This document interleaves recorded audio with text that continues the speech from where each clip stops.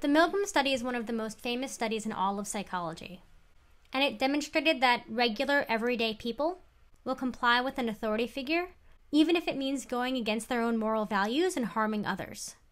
But what can we take from this study? What can we learn from it? Well, the first thing that I want to mention is that this study has been replicated. And when it has, the results remain about the same. No matter what country or time period this has been tested in, full compliance has always hovered around 61 to 66%. I also want to note that today we think of this study as being highly unethical, and assume that that wasn't the case back when it was created. But this study was perceived to be unethical in the 60s as well.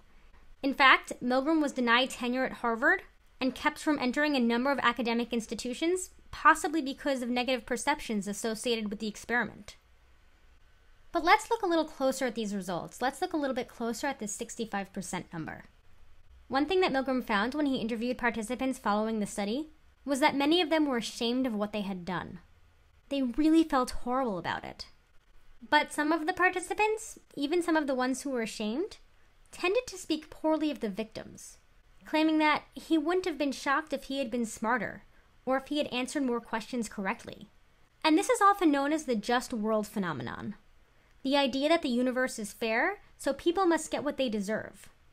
So good things happen to good people, and bad things happen to bad people.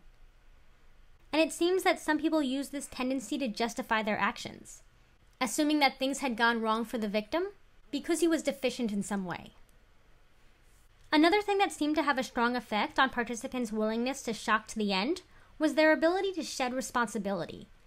Many participants seemed much more comfortable when the experimenter indicated that he would take full responsibility for what happened, and that the participant would not be responsible for any harm that he had done. And really think of this as it relates to the term, "I was just following orders." And of course, this is the excuse that we see not only in the Milgram study, but in many cases where people commit atrocities. They say, "I was just following orders," implying that someone else is responsible for what they have done.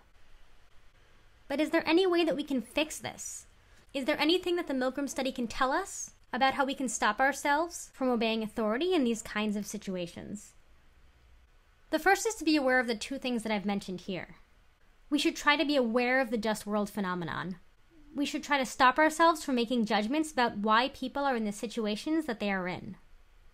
We need to stop thinking that people are poor or didn't do well in school or don't have a job because they didn't work hard enough or care enough. We need to be more aware than that.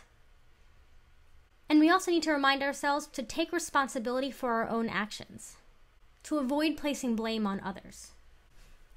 We also need to caution ourselves against a self-serving bias, which is the notion that we ourselves could never commit horrible acts like these. Because apparently, when put into the right situations, most of us would.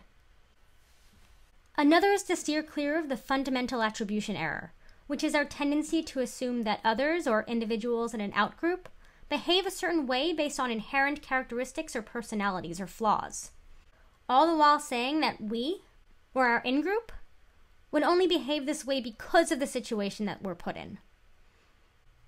And I think that that's what the real takeaway of the study is.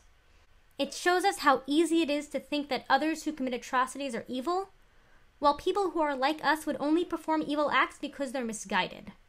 Because in the end, we are all misguided.